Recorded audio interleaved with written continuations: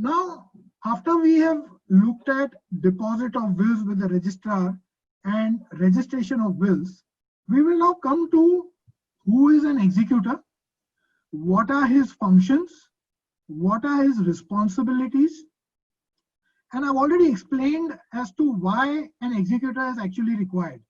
Now, an executor, just to repeat myself, is a person who has been trusted by the deceased to execute his desires in the manner that he set out in the will. The role of an executor is important because between the time that the person has died and the person applies for a probate, let me tell you that a probate can only be applied for by an executor. If an executor is not named in the will, there cannot be any probate that can be issued by the court, and you will have to then apply for a different document called as a letters of administration. So a probate is only granted to a executor. Now, take a situation that a person applies for probate. A probate normally takes between 6 to 8 months because the court has to be convinced about the validity of the will.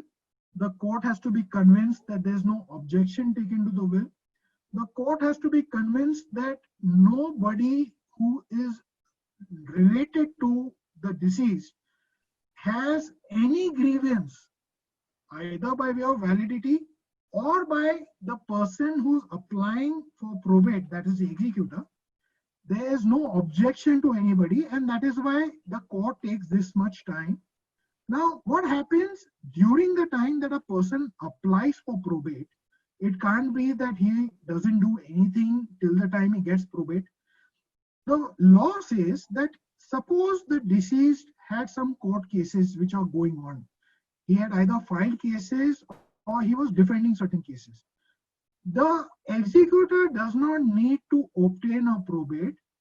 It is sufficient if he applies for probate, and even if he doesn't obtain the probate, he will substitute himself as the legal representative of the deceased in respect of all litigation that the deceased had either initiated or was defending, and he will also look after the properties and take care of the day-to-day maintenance till the time the probate is issued. If once the probate is issued, it validates all the intermediate acts that were committed by the executor. So the law says that if a probate is applied for and is ultimately obtained, it will validate all the acts of the executor done during that period. Of course, if the probate is not issued, then there could be, because it's either a challenge to the will or the court feels that the person who's applied for the probate as an executor is not the fit person who should apply for it. And then the consequences of any intermeddling by the executor in respect of the assets of the deceased will have its own consequences. So if this is not the situation, the validity of the acts of the executor are secured. Now, who should be appointed as an executor? You can appoint a beneficiary as an executor. You can appoint your attesting witness as an executor. The only embargo that is there is that if a beneficiary has to be appointed as an executor, then unless the beneficiary accepts the responsibility of the executor, the bequest will not lie or be given. So say, I say, or somebody says, a Hindu says, that I want my son to get my immobile property and should also act as my executor. Suppose my son, or suppose the son of the Hindu, does not want that he takes up the responsibility of being the executor, then he will not take the bequest, because then that's the embargo which the law provides, that if he's been given a responsibility, he has to perform that responsibility, otherwise he loses the bequest. Normally, you would appoint a person as an executor, somebody who you hold in high regard, who you know that your beneficiaries will trust and will look up to when the distribution has to happen. It's a, it's a very important role that you're giving, because you're leaving your entire estate in the hands of this so-called executor to handle it in his wisdom, in the best way that he would do it, as though it is his property. And normally I would recommend that the person you appoint as an executor should not be a beneficiary, so that he doesn't have any vested interest in the property, and he distributes and performs his role as an executor in a completely unbiased and in an unvested way. So this is what or who an executor should be. What are the functions of an executor? An executor has to apply for probate. I'll again repeat, a probate is absolutely required in cases of Hindus and in cases of Parsis. A probate for a Muslim or for a Christian is not mandatory. A probate will only apply if you have prepared a will in either Mumbai, Calcutta, or Madras, or you've prepared a will anywhere in the world, but you have properties, immovable properties, in either of Calcutta, Madras, or Mumbai. So you then have to, the executor has to apply for a probate. Now, what else is it that an executor should do? He needs to provide funds for the funeral expenses. He needs to collect all the assets, and he needs to identify the debts payable by the deceased. Now, let me tell you at this stage, what are the debts which are considered as debts having priority over other debts. The Indian Succession Act says that there are 3 debts which has to be paid first before any other debts can be paid. The first debt is the funeral expenses. That's the first in terms of priority, which the executor has to pay off. The second debt is the legal expenses for obtaining a probate. Any legal expense that you incur, those are valid expenses that can be deducted from the estate of the deceased, and which will first have to be paid out before any other debts are to be discharged. The third debt, which comes in terms of priority, is if you have a helper or an employee or a servant whose salaries have been unpaid for a period of up to 3 months up to the date of the death, then those 3 months salaries is a first priority or a charge which first forms the priority of a debt that needs to be discharged by the executor.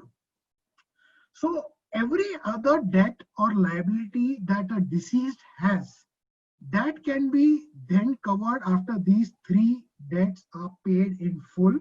And if the assets are insufficient for the purposes of meeting the other debts and liabilities of the deceased, then the others, liabilities of the debts will have to be discharged on a pro rata basis.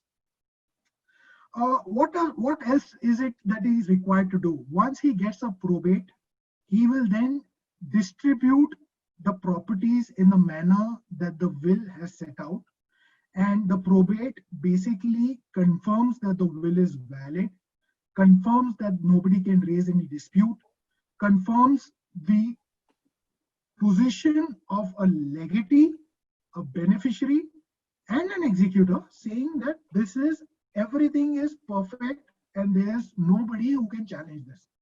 The executor, as a part of his responsibility and obligation, when the court issues a probate to him, he is required to file accounts or inventory every 6 months after the probate has been issued to him, so he can keep the court informed as to how he has distributed the properties, what are the steps that he has taken, what are the things that he is still remaining to do, and he needs to keep filing this every 6 months till the time the distribution of the assets completely is over.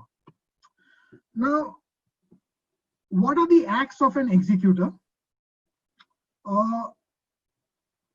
This we've already covered, but just to kind of repeat, the will is considered as a valid and an authenticate will once a probate is issued.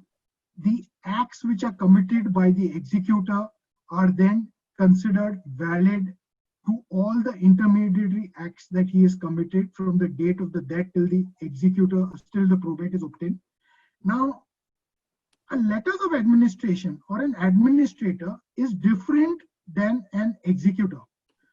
An administrator who's appointed when a person doesn't leave an executor behind, the acts of an administrator are not considered valid, and an administrator's acts can be considered valid only when a letters of administration is issued. We'll come to letters of administration a little later. So I think I'll explain this position when we are dealing with that slide. Now, what is a probate? Probate is a copy of a will which is certified under the seal of a court of a competent jurisdiction, setting out that the administration is granted of the will which is left behind by the deceased. A probate is indicative of the fact that the will is duly proved. A probate can only be granted to an executor. So if the executor has died, is unwilling to act, or is willing not, or has become of unsound mind and is not willing to act, then a probate cannot be issued to him. We have covered this slide, so I'm not going to take you through it. I've already dealt with it. Who cannot be an executor and a probate cannot be granted to? A probate cannot be granted to a minor person. Minor is somebody who's not of a majority age, that is somebody who's not turned 18. An unsound person cannot be an executor. An association of people can't be executors, but a company can be appointed as an executor. So we have these executing companies or trustees. One of the well-known names that we know is Warmont, who acts as companies, trustees and executors, and they take up this obligation of executing wills. Now, this slide deals with how do you apply for a probate and what is it that is required for applying either for a probate or for a letters of administration. So you have to file an application. You have to tender the original will. If the will is either in the safe custody of the registrar, then you file a copy of the will and you ask the court to subpoena or to summon the registrar to produce the original will. Your application of probate has to be supported with the witness affidavit of at least one of your witnesses. You need to set out who are the relatives who the deceased was in close relation in terms of family, so that the notices can go to those people in case those people want to object to the will. You have to pay court fees. For applying for a probate or letters of administration in Mumbai, the court fees which is attracted when you file such application in the High Court is 75,000, and you file an application of the executor in support of the application. Now, this question has also come, a few times in the queries that I had received.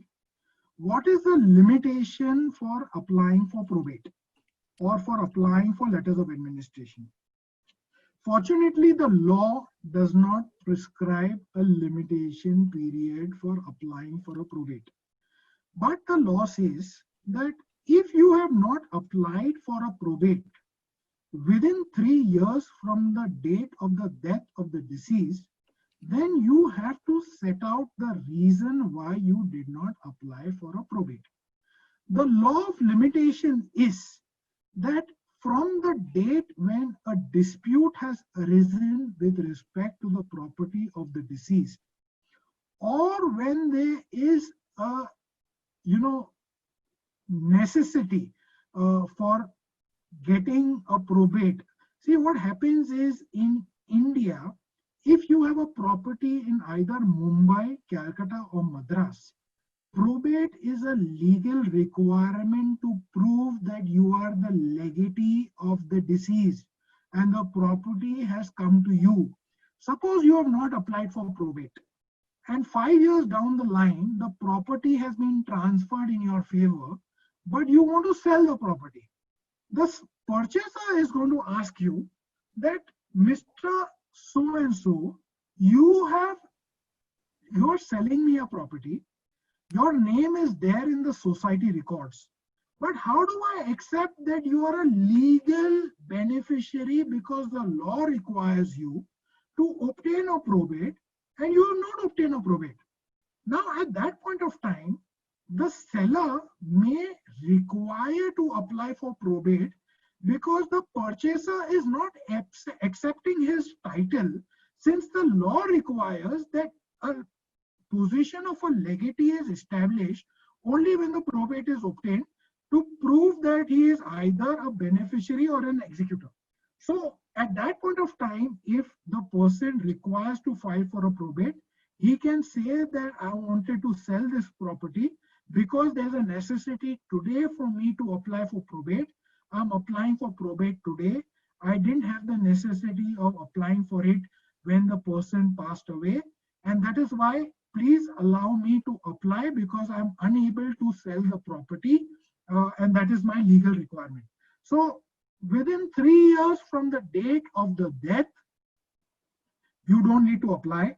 But from the date on when there is a legal dispute or a necessity, when you want to either sell a property or any other necessity, is the time that the Limitation Act applies for you to apply for probate or letters of administration.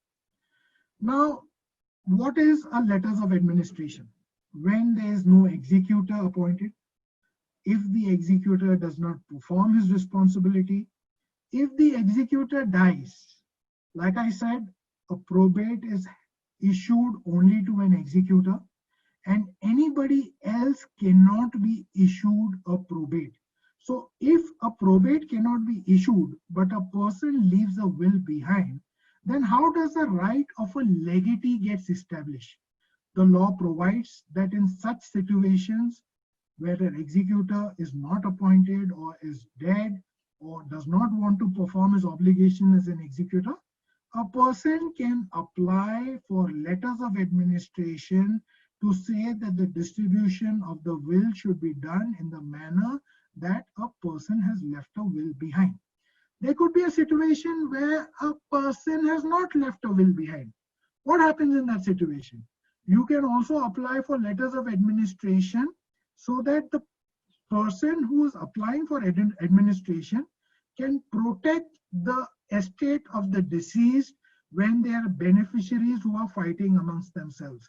So if a person has not left a will behind, we have seen earlier that it is called interstate succession. That means that the person's personal law of religion will apply.